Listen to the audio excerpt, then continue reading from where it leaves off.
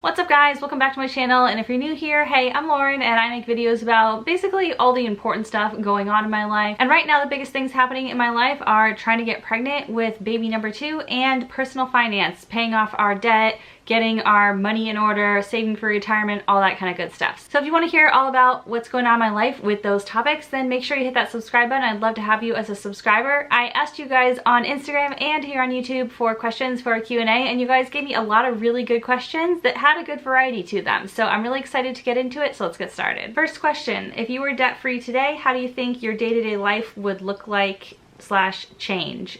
This is a really good question because at first I was thinking, oh, our life would be totally different. And then I thought more about it. I'm like, wait a second. No, it's probably going to be pretty much the same with some small changes. So things I see us doing differently once we've paid off our debt is things like treating ourselves a little more, getting our house cleaners back, me going to get a manicure or pedicure once in a while, going on more vacations, stuff like that I think will change. We'll treat ourselves a little bit more. But overall, I don't think our big picture strategy is going to change that much. So right now we're putting about 40% of our gross income towards financial goals. So 25% is going towards debt payoff and 15% towards retirement.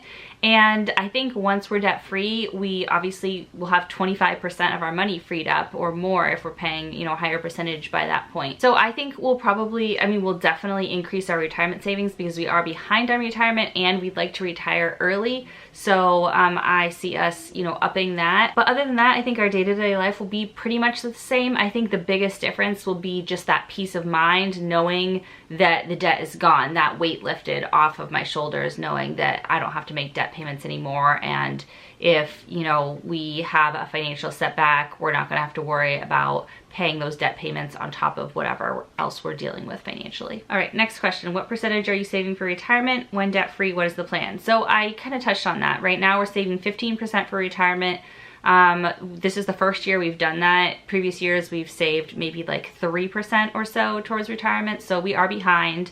So once we are debt free, we are definitely going to increase our retirement savings. Probably right now like 40% of our money is going towards financial goals. I can see us cutting that back to 30% and putting the whole 30% towards retirement, and then giving ourselves an extra like 10% or maybe like 5% to go on vacations and do stuff like that with. So right now we're putting 15%, but I suspect we'll put closer to 25 or 30%, maybe even higher once we're debt free. Tell me some songs you've been listening to. I actually like barely listen to music. I don't commute for work, and there's just, whenever I have free time, I'm working. So if I am listening to anything, it's usually a podcast, and right now I've been super obsessed with Darknet Diaries, which is a podcast that's about cyber crimes mostly, and I just find it super interesting. I love true crime stuff, but sometimes it gets like a little eerie and scary. So Darknet Diaries is a nice alternative because it's got the true crime kind of vibe, but it's not with like the, you know, violence and stuff like that. So that's what I've been listening to. What did you not like about being an estate planning attorney? I could make a whole video on this, but specifically about being an estate planning attorney, one of the things that I didn't like was the fact that when you do an estate plan, you don't know if you've made a mistake or if it works until like much later. Like when you draft an estate plan, it doesn't come into effect usually until somebody becomes incapacitated or dies. So you draft these beautiful documents, you put them in a drawer, and they may or may not get used down the line, and you don't know what sort of issues may crop up at that point. So that uncertainty really bothered me. Like estate planning attorneys joke that their filing cabinets are just full of ticking time bombs because you just don't know what sort of errors or like complications may crop up with your clients way down the road. So I didn't like that about it. There's a whole other host of things I didn't like about being an attorney in general and about my specific role and my specific firm, but just about estate planning specifically, like that was my biggest thing that I didn't like about it. There were other types of cases related to estate planning that I handled where I'd go to court and I'd get a judgment, or like I'd get a specific decision on something within a certain period of time, like 6 months or a year, so I'd know the outcome of the case. But with estate planning drafting of documents, a lot of times like there's just no outcome until the person dies, so you don't know how your plan's gonna work. Okay, what things do you recommend to keep your sanity while TTC? So while trying to conceive, it is very hard to stay sane, and it's just a hard time. If you're struggling to get pregnant, it's a really hard time, and I get it. I've been there. I'm there right now. Like, I empathize with you. It's very hard. Like, there's no way around that. It's just hard. If it's something that you want and you can't have, you know, you don't know when you're gonna have it. I did make a couple videos, like 1 or 2 videos talking about this a long time ago, so if I can go back and find those, I will link them up here and or in the description bar. But just generally, I think one thing that really helped me when I was trying to get pregnant with my daughter like 3 years ago was to let go of timelines, because I got married in my 20s, and so I always thought I'm gonna be a mom by 30. And when I didn't become a mom by 30, it was really hard, and I had to like grieve that loss, kind of. I had to let go of that identity of myself of being a mom who becomes a mom by 30. And once I was able to let go of that and kind of get rid of any timelines in my head of like when it's gonna happen, I felt a lot more peace about it, I think. And so that's one thing I would suggest, is do your best to just let go of your expectations of timing of things. Like, now that I'm trying again, I always pictured my daughter and her sibling to be, you know, about 3 years apart, and so that might not happen. They might be 4 years apart, and I'm having to go through that again, like letting go of like whatever it looks like. It'll be fine, and it'll be wonderful in a different way that, you know, I can't imagine right now. So that's one thing I'd suggest. The other thing that I'd suggest is, like, it's really hard to deal with. So if you're struggling and you need time off of work, or you need time to yourself, or you need like extra, you know, extra self-care, like, take care of yourself. Do that, because it is something that's really hard to go through. It's exhausting mentally, physically, emotionally, all of it.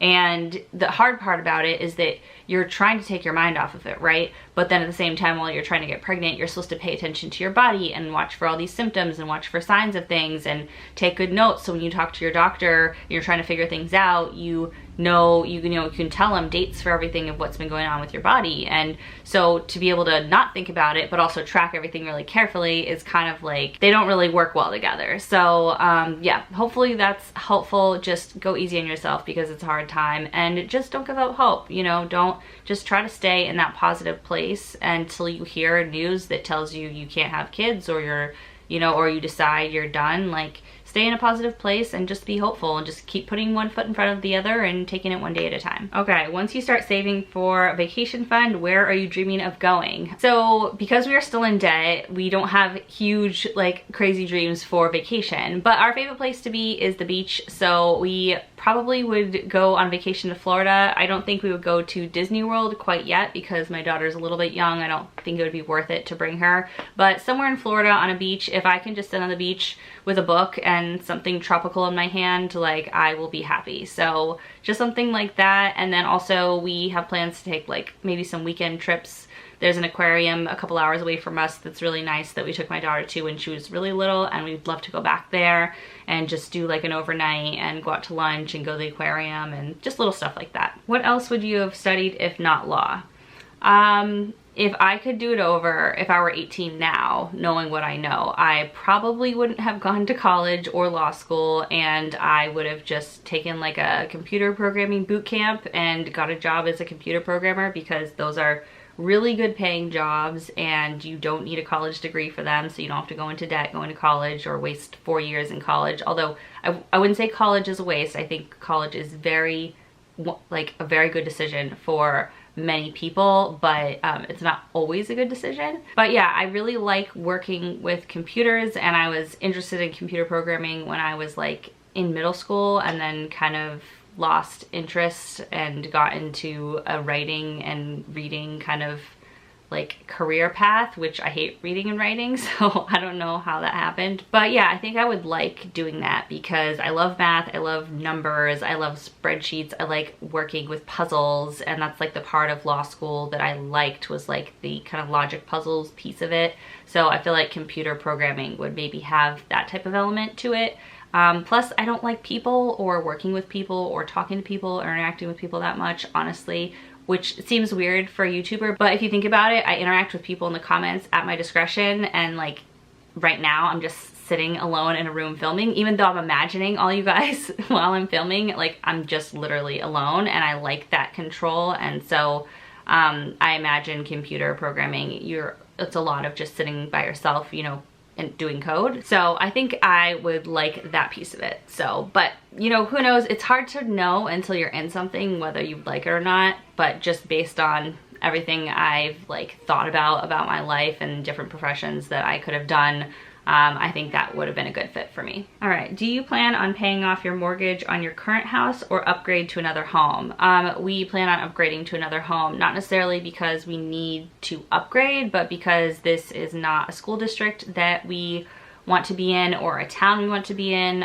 We have some ideas of what we want to do next, but yeah, so we're definitely going to move to a new home in a better neighborhood at some point. And I'd really, really love to be debt-free before we buy our next home. And we need to move within 3 years because my daughter starts kindergarten in 3 years. She's 2.5 now. So I'm thinking at this point what will happen is when we sell our house, we will rent for a while, because I really don't want to jump into a more expensive house until we're debt-free. Like, I feel like if we get into a more expensive house before we're debt-free, it's gonna extend our debt-free journey longer than I can emotionally handle. And I would rather just rent for a little while than have that extended at all. Like, I really love being a homeowner and having your own space that you know is yours, but I think I'm willing to give that up for a few years to then, you know, become debt-free before we buy our next house. So what I imagine happening is we are here for however much longer, we sell our house, we use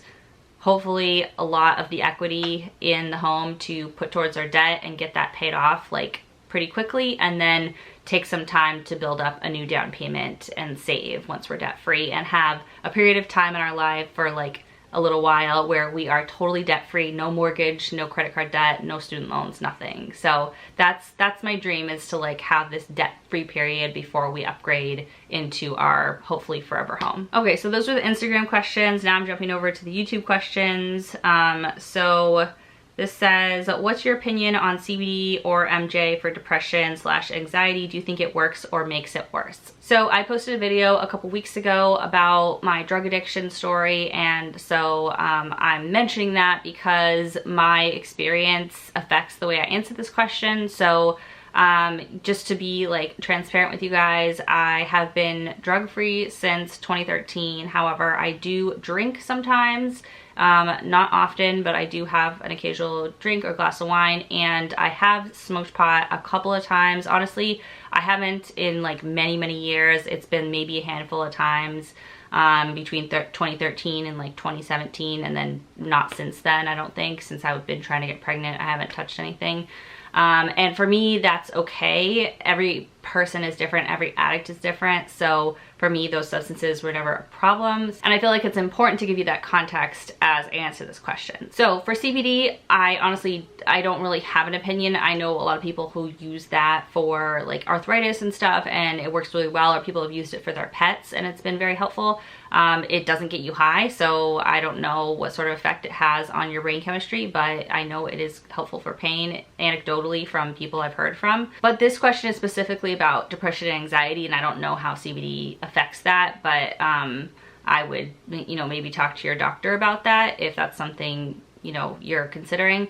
But actual marijuana that gets you high for depression and anxiety, this is just my personal opinion, I don't think that it's helpful. I think that it can be very harmful, or it can be neutral. I don't think there's many cases where it's helpful if you're using it to treat depression and anxiety. If it's used for like, you know, like you would use to have like a glass of wine at dinner, like to just enhance the experience, like it's something on top that you could take it or leave it, I don't see any problem with using it recreationally. It's legal in most places at this point.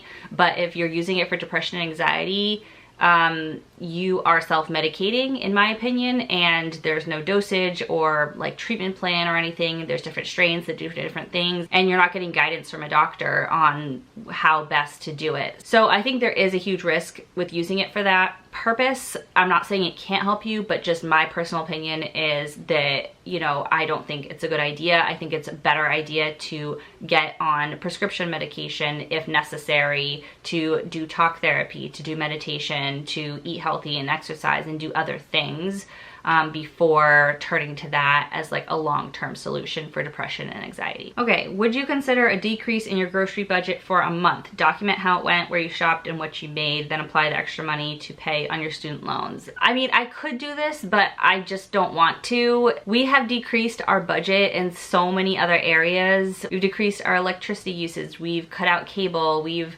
decreased our car insurance. Like, there's so many things where we've cut out a bunch of subscriptions, we don't have house cleaners. Like, I just don't feel inclined to push anymore to cut our budget. And I know the question is saying, would you do it for 1 month? It's just not something that I'm interested in, because I do it for 1 month and push really hard and stress myself out, and then what, we save an extra like $50 or $100, and how much time did I spend doing all that? I don't see any need to do it. If we could do it on a long-term basis, then it might be worth it. Right now we spend $1,000 a month on groceries, and that includes any household items and any takeout that we get, which takeout we get is minimal.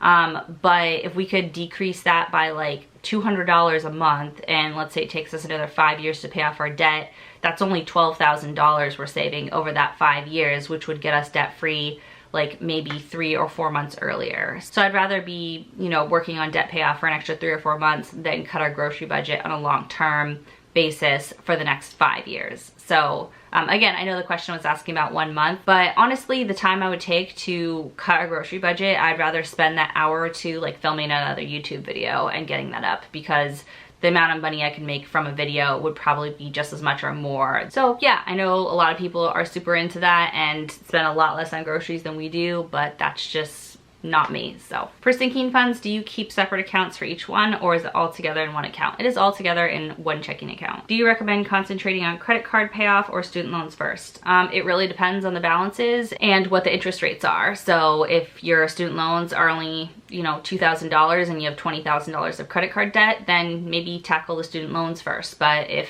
you know, you've got $50,000 in student loans and $5,000 in credit card debt, and the credit card debt interest rate is really high and the student loan interest rate's low, then I would definitely tackle the credit card debt first. Typically, credit cards have a higher interest rate than student loans, but it's not always the case and depends on your balances. So overall, I would do probably whatever makes the most sense for you, like whatever you can emotionally commit to. But if you don't really care, I would do what has the highest interest rate, which is probably the credit cards. What do you invest in for your Roth IRA? Do you invest in any ethical funds or ESG ranked companies? So in my Roth IRA, I have it through Vanguard, and I have about 50% of my money in VTSAX, which is just the Vanguard Total Stock Market Index Fund. And then the other half is in a Vanguard Target Date Retirement Fund. And then as you get older, the Target Date Fund automatically rebalances from having more stocks to having more bonds. So it's less risky as you get older, and it takes care of that for you. So those are the only two things I invest in my Roth IRA. I like to keep it really simple. I like to use index funds and just make my life easy. And then for ethical funds or ESG ranked companies, the only sort of like ESG investing I do is through my Acorns account. So through Acorns, they have a setting where you can just invest in ESG companies. I forget what ESG stands for, but it's basically like ethical companies or companies that are making an effort to combat climate change and stuff like that. So I'm kind of testing it through Acorns to see if my returns are similar to my other investments that are in, you know, the total stock market, and to see how it goes, because I do think that's important to support companies that have good ethical practices. But on the other hand, I think there's a lot of ways you can do that.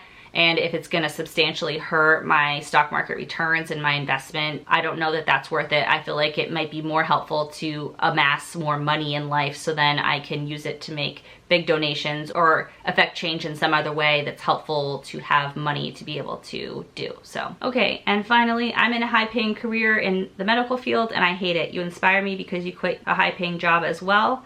Any tips on how to get out of 14 years of being unhappy? Stay for the money. I plan to retire somewhat early, but I'm still only 38. I'm glad I inspire you. I'm so sorry you're in that position. It's a really hard position to be in. What I would say is, if you're unhappy, you're only 38. Even if you want to retire early, you could work another 10 years and you would be retired at 48. And to be in a job that you hate for another decade, don't do it. You deserve better, and you can find better. I know you can. So what I would say is treat it like any other goal. Do your research, figure out a timeline that you think is reasonable, like say 18 months. Within 18 months, you want to switch careers, and make a plan and kind of work backwards to today and see how do you get there. Making big changes is really scary, but the thing is, like, just based on what I've gone through, I don't know how I lasted as long as I did, and I wish I had made this change sooner. And I read this all the time from people who made like big life changes. They don't say they regret the change, they say they regret that they didn't do it sooner. So I would say go for it. Just keep an open mind and a positive attitude, and make a plan and make a timeline and just execute it like you would any other plan in your life. So that is it for this Q&A video. Thank you so much for everybody who submitted their questions. This was really fun to answer. I hope you guys enjoyed it. If you like this video, make sure you give it a big thumbs up. And if you want to see more videos like this from me, then make sure you hit that red subscribe button. I'd love to have you as a subscriber, and I'll see you guys soon in my next video. Bye.